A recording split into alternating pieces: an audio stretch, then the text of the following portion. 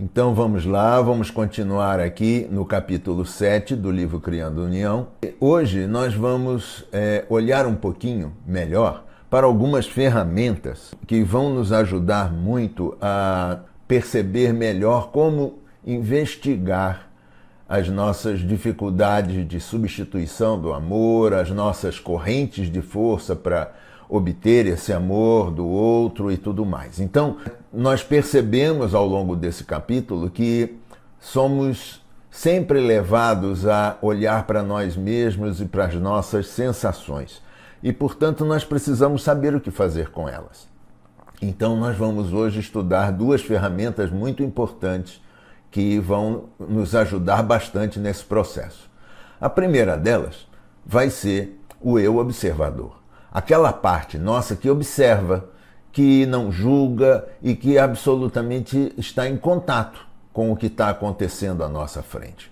E então, nós precisamos olhar para isso de uma maneira que diz assim, existe algo ruim em mim, né? Então eu preciso aprender sobre esse algo ruim. E obviamente quando eu entro em contato com essa percepção, eu digo, nossa, que decepção, né? A minha autoimagem fica tendenciosamente atacada. Por quê? Porque algo em mim que eu esperava que fosse melhor não está acontecendo. E aí então nós começamos a julgar.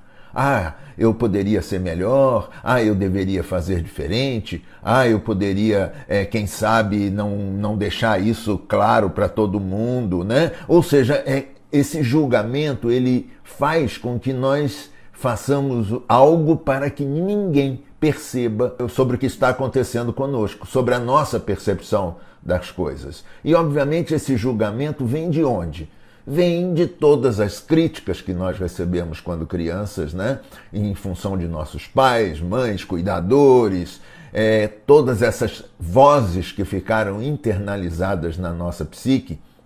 E, obviamente, nós julgamos para que essas vozes não saibam o que está acontecendo dentro de nós. Os preceitos das religiões, os preceitos dos padrões de conduta. E, portanto, tudo isso precisa ser levado em conta quando nós olhamos para essas partes nossas, quando nós nos observamos na vida e procuramos ser algo melhor do que o que nós vamos mostrando ser.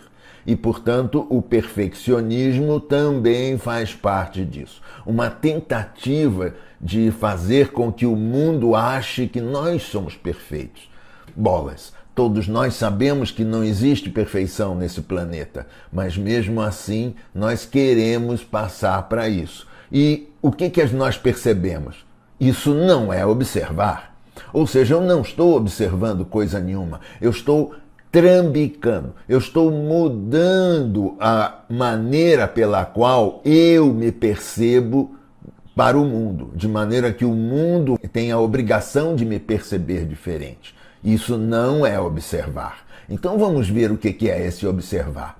Então, o primeiro passo do observar é fazer o uso da verdade e da justiça, é dar boas-vindas a tudo que surgir na nossa consciência.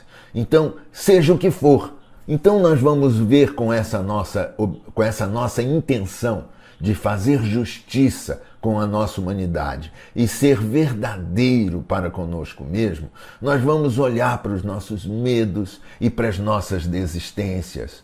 Nós vamos olhar para os nossos sonhos que nos aterrorizam, né? Às vezes desses sonhos noturnos ou então sonhos acordados que nos deixam temerosos. Será que vai acontecer alguma coisa? Será que eu vou ser castigado por Deus? Para esses sentimentos de raiva, de irritação, de ódio das pessoas que nós travamos quando de alguma maneira nós somos contrariados, né? Dessa parte que nós vemos muito nos nossos convívios como um auto-engano, é como se nós mesmos estivesse tentando nos auto-enganar, ou então nós mesmos estamos nos enganando de que as outras pessoas, o trabalho, o mundo, o emprego é satisfatório, né? E, obviamente, quando nós não estamos no auto-engano, nós estamos no auto-flagelo. Ah, eu não mereço mesmo. Ah, eu sou uma porcaria. Ah, eu não consigo fazer nada direito. Então, nós precisamos olhar essa série de coisas aqui. E mais outras. Nós precisamos também olhar para os nossos preconceitos, as nossas moralidades, os nossos conceitos de moralidade, de ética. Nós precisamos questioná-los, nós precisamos dizer, ok, eu estou preconceituando aquela situação, aquela pessoa, aquele indivíduo, eu estou moralmente colocando algo que talvez não seja adequado de verdade, não seja justo com a pessoa. E, portanto, ao olhar a verdade, eu tenho contato com a justiça, não é? Negações da verdade. Ou seja, é como se eu dissesse, a verdade é essa, mas eu não quero usar essa verdade nesse caso, não é? Ou seja, se eu usar essa verdade, eu vou perder. Bom, ok, vamos ver o que eu estou perdendo. Né? Vamos ser honestos, vamos ser verdadeiros conosco mesmo. Vamos participar de algo menos corruptível, de algo que esteja mais em contato com essa justiça interna que nós todos temos e sabemos fazer uso dela. Olhar para os abusos e perceber de que eles existem. Simplesmente reconhecer que eles existem. Uma vontade de tirar proveito das pessoas, das situações.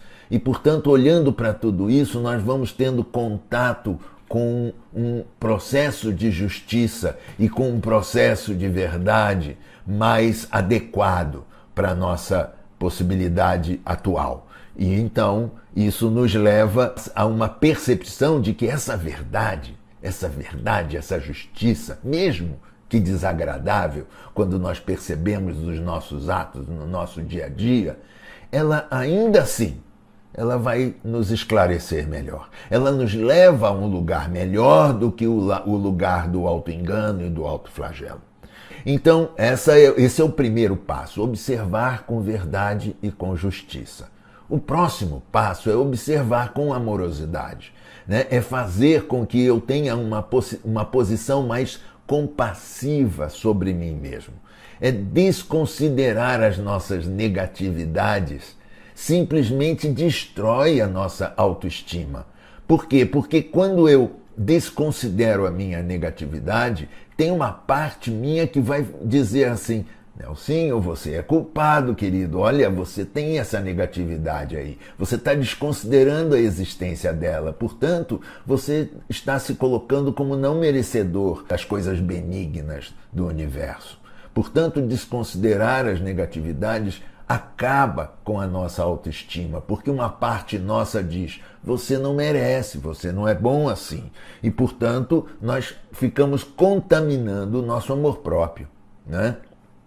Então, nessas horas, observar com amorosidade, observar com compaixão, com compassividade, é olhar para essa nossa parte que é autoindulgente, que faz com que está tudo bem, faz de conta que ninguém percebeu e, portanto, deixa para lá, eu sou autoindulgente comigo mesmo, eu sou complacente com os meus erros. Ah, tá bom, errei de novo. Ah, tô com preguiça, né? Ou seja, é uma parte onde eu olho com isso, não com o objetivo de dizer, tá vendo, você não vale nada mesmo, mas com o objetivo de perceber, existe, eu tô cansado, e nessas horas eu preciso de um pouco de descanso, né? Uma dependência abusiva, ou seja, é como se eu dissesse assim, eu quero grudar em alguém para que alguém faça o que eu tenho que fazer. Alguém vai fazer o que a minha responsabilidade pede que eu faça. Então eu abuso de alguém, de alguma situação, de alguma condição da minha vida. Eu também preciso observar as partes minhas que têm a apego às coisas. Ou seja, aquilo ali já não está me servindo mais, mas eu ainda tenho apego àquilo, eu ainda quero controlar aquilo de alguma maneira. Então eu preciso olhar, colocar um pouco de amor em cima disso, olhar, observar isso, perceber quais são os motivos dessas coisas que eu ainda venho fazendo e perceber um pouquinho mais do porquê que elas aparecem comigo, ao invés de simplesmente ficar julgando. Vamos ver mais alguma coisa aqui. Por exemplo, essa atitude de enfatizar o positivo. Ah, tá tudo bem, tá tudo ótimo. Não está acontecendo nada de ruim, não. Essa tentativa de enfatizar o positivo, ela às vezes pode ser extremamente danosa. Quando? Quando eu estiver lá no auto-engano, que é a parte 1, a parte da verdade. Quando eu estiver fazendo isso de uma maneira fake, de uma maneira mentirosa, né?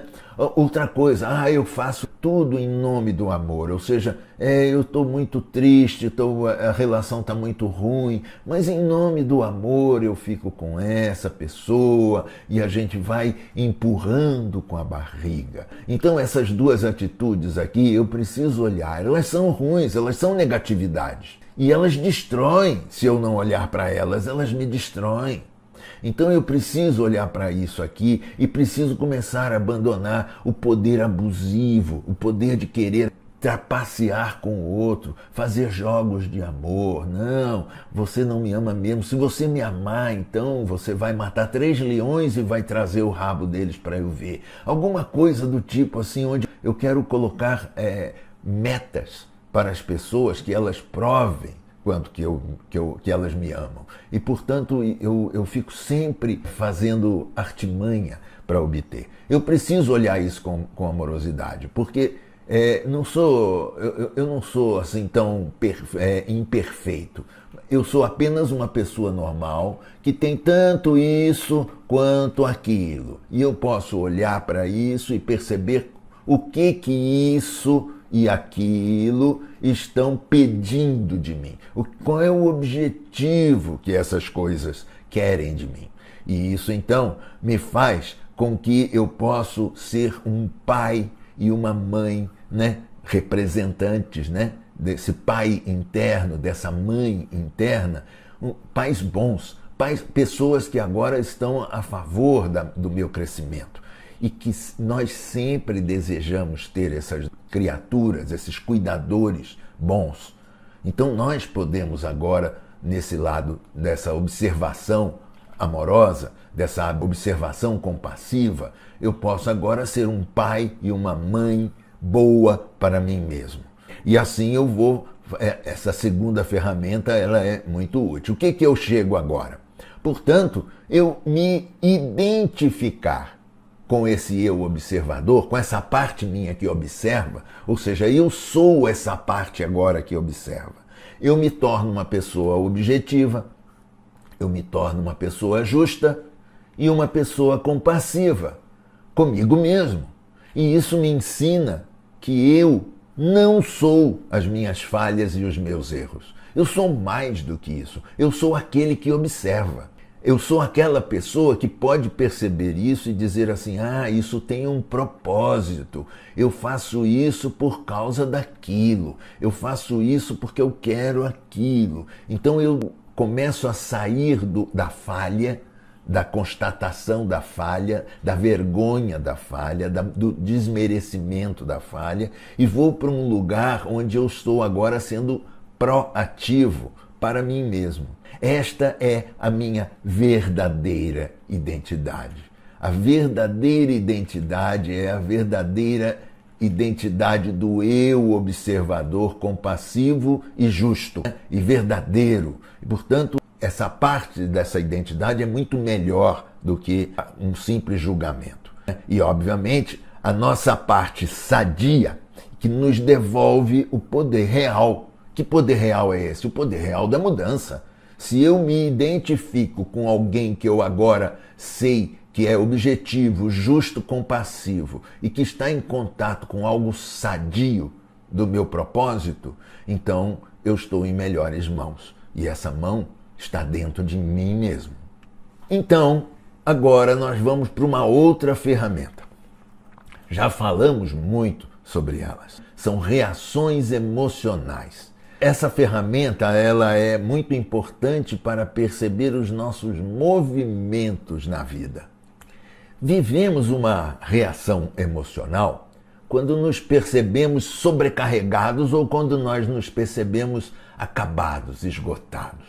Ou seja, a reação emocional ela está sempre conectada com exageros, tanto no exagero da atividade quanto no exagero da inatividade. Então é como se nós estivéssemos dizendo assim, quando me sinto sobrecarregado, eu me torno agressivo, me torno insistente, chato, aquela criança incômoda, ou então eu me coloco como um controlador. Tá vendo? Você quer isso de mim, mas eu não dou. Tá vendo? Você também não me dá. Então eu não dou porque você não me dá.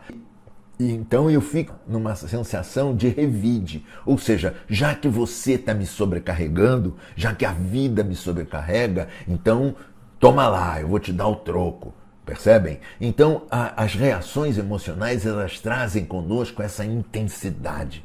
São sentimentos, são sensações, são emoções, só que elas se tornam sobreativas, elas se tornam carregadas demais. Mas também acontece de nós nos percebermos esgotados e, portanto, nós vamos para um lugar de extrema passividade. Ou seja, é como que se de alguma maneira esse esgotamento nos autorize a sugar da vida, a sugar da outra pessoa. Então, nessas horas eu me torno passivo, submisso, perdido, sem rumo. Então, por favor, me salve, eu estou desempoderado, você é responsável por isso, me salve, me leve. Então, essas situações, elas se tornam intensas para baixo também. Elas se tornam intensas para cima, sobrecarga, e se tornam intensas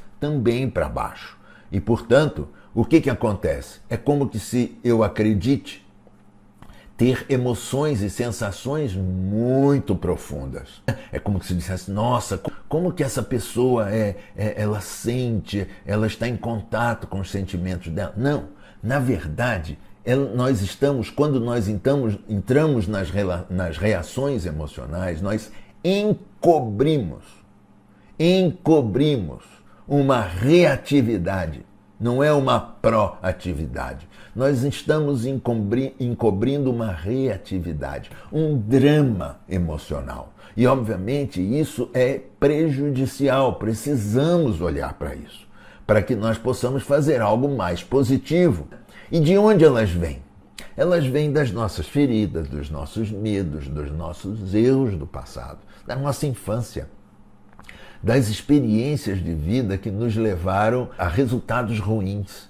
E, portanto, escolhemos hoje, na nossa vida atual, escolhemos trazer tudo isso de volta e nos alienamos da realidade do momento presente. Ou seja, o momento presente poderia ter uma solução muito proativa, muito melhor. No entanto, eu, em função da experiência anterior, da minha experiência pregressa, da minha vida, das minhas infâncias, onde eu realmente ainda era uma pessoa em formação, eu escolho trazer aquela experiência do passado para a situação do presente. E, obviamente, eu me alieno dessa realidade. Eu estou agindo no meu presente, com toda a minha capacidade de hoje, mas, no entanto, usando uma experiência já obsoleta, como se eu estivesse comprando no supermercado um produto com data vencida. Então, essas reações emocionais, elas são defensivas, destrutivas e contraproducentes. Elas estão trabalhando contra mim. E nós colocamos, quando nós estamos nela, nós colocamos um foco fora do eu. Lembrem, então, a primeira ferramenta é o eu observador. E eu preciso estar em contato com esse eu, não é? Porque ele é a minha realidade. As reações emocionais me levam para fora do eu. Qual eu? Do eu observador? Do eu inteiro, de todo o meu eu. Eu estou agora em contato com algo que não sou eu. não é o meu eu observador, não é o meu eu real, não é nada. Por quê? Porque fora de mim eu só culpo os outros, as situações, as outras coisas que acontecem ao meu redor. O mundo, a política, a vida, a falta do emprego, tudo. Então é como se eu estivesse fora da minha real possibilidade de procurar dias melhores. E, obviamente, com isso, eu não aceito responsabilidade alguma sobre o que acontece na minha vida ou sobre o que acontece na minha frente. E eu, então, acabo sempre nas reações emocionais, embora eu esteja agressivo, de alguma maneira combatendo a situação, ou então esgotado, falido, cansado, parece que eu tenho um papel ativo, mas não, eu tenho um papel de vítima. Eu me torno vítima. Por quê? Porque eu abandono a parte do meu eu que realmente pode me ajudar e me levar para lugares melhores. Então, basicamente, eu queria deixar uma explicação melhor sobre essas ferramentas, porque estamos fazendo muito uso dela nessa parte do capítulo 7, né? A parte final do capítulo 7. E vamos precisar fazer muito uso delas ainda mais para frente nos próximos capítulos. E então eu resolvi fazer um pouquinho dessas ferramentas para que vocês pudessem fazer bom uso no nosso trabalho que vai se seguir.